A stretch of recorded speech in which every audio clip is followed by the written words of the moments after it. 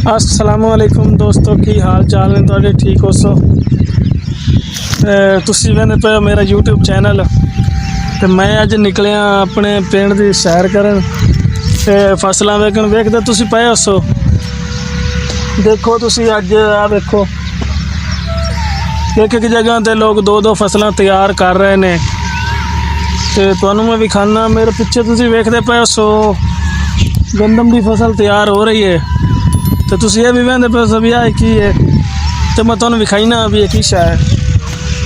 आ वेखो, दो दो भी नहीं बल्कि तीन तीन फसलां तैयार हो रही ने। आ वेखो जी, आ वेखो, आ वेखो, आए तैयार हो रहा प्याज। प्याज तैयार हो रहा अजकल पाकिस्तान महंगा भी बड़ा है। तो तुसी होर भी तुहानूं मैं विखाईना भी, ये तो एक होगी प्याज की फसल। तो मैं तुहानूं विखाईना हुण दूई फसल इहदे विच किहड़ी हो रही है। एक तो प्याज हो गई है, तो दूसरी हो गई वेखो तुसी कपास दी हो रही है। तुसी आ वेखो ना, एक जगह ते पाकिस्तानी लोग कितनी तरक्की कर गए ना। वेखो ना, हुण दूसरी फसल इहदे विच ही तैयार हो रही है एक टाइम दे विच एक जगह ते इहदे विच ही तीसरी जी फसल तुसी देख सकते हो।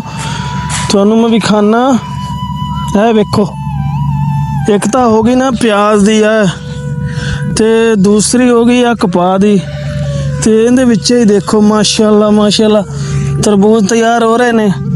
देखो ना माशाअल्लाह, अभी थोड़े दिनों दे विच ना, मैं बस थोड़े दिन ही है, 10-12 दिन दे विच तैयार हो जासे।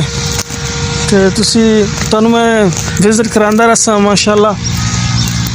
वेखो ना, वाह बड़ा सारा हो गया है। वेखो हाँ माशाअल्लाह, देखो ना तैयार पिया हुआ। तो दोस्तों मैं ना पहले इस चैनल ते ना वीलॉग बनाने वास्ते मैं चैनल बनाया ही। तो मैं इहदे ते पहली वीडियो जिहड़ी है ना वो लाई है मस्जिद दी, अपने पिंड दी जिहड़ी मस्जिद है ना उनकी, जो भी मेरे छोटे भाई ने बनाई है। तो मैनू उहदे ते ना कोई खास रिएक्शन नहीं मिलिया। तो मैंने इस चैनल ते ना स्टोरियां जिहड़ियां हैगियां कहानियां वो मैं अपलोड करनी शुरू कर दित्तियां। तो मैनू कोई रिएक्शन नहीं मिल रहा। तो तुसीं दोस्तों मैनू दसना है कि मैं इस चैनल ते इहो जे वीलॉग ही जिहड़े न पिंडां दियां मॉल कल्चर मैं ये चीज़ां अपलोड करां, या मैनू उहे कहानियां या स्टोरियां अपलोड करनियां चाहिदियां। तो तुसीं दोस्तों जिहड़े भी तुसां वेखना ना मेरा चैनल, तो तुसां मैनू मेरे चैनल का विजिट भी करना है। तो मैनू दसना है कि मैनू उहे स्टोरियां अपलोड करनियां चाहिदियां या इस तरह का मज़ीद माहौल तुहानूं विखावां। हाँ तुसीं दसना ज़रूर है मैनू। तो माशाअल्लाह हुण अज दा मौसम भी बड़ा प्यारा है। तुसीं वेख सकदे हो मेरे पिछे माशाअल्लाह साडा पिंड है। माशाअल्लाह तरबूज तैयार हो रहे ने। तो अल्लाह के हुक्म नाल जल्दी जिहड़ा ना अगे तो माह रमज़ान आ जाते हैं तरबूज, लेकिन इस बारी लेट हो गए ने क्योंकि माशाअल्लाह माह रमज़ान जिहड़ा तरबूजा नाल असीं इफ्तारी करदे आसे।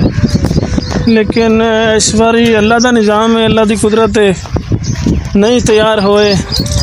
तो हुण 10-12 दिनों के विच 15 दिनों के विच जिहड़ा ना ये तैयार हो जासे। तो आ तुसीं वेखो माशाअल्लाह, जदों साडा बचपन सी ना, छोटे जिहे हुंदे सी, आ जगह तुसीं वेखदे पए इत्थे ना गहरा एक कुआं जिहड़ा हुंदा बिल्कुल, आ देखो एक गहरा कुआं हुंदा सी ना। असीं डरदे हो आंदे कोई नहीं जी।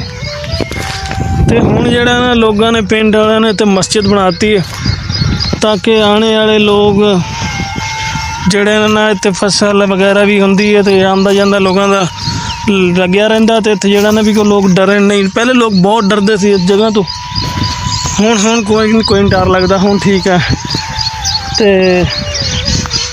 फसल भी अल्लाह की तो तैयार होंदी पई है। अगे तो 6000 तो जिहड़ा ना चक्की तो सानू आटा मिलता रहा 6000 तो मन।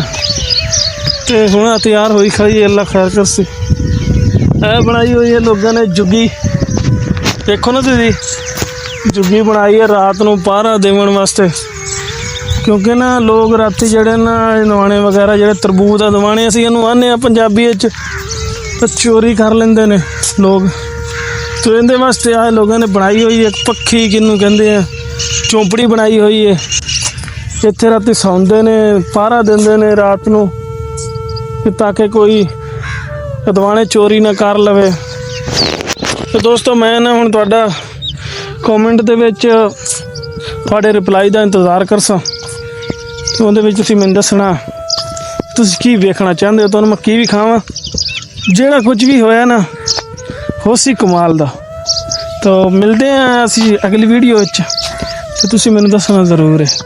ਅੱਲਾ ਹਾਫਿਜ਼।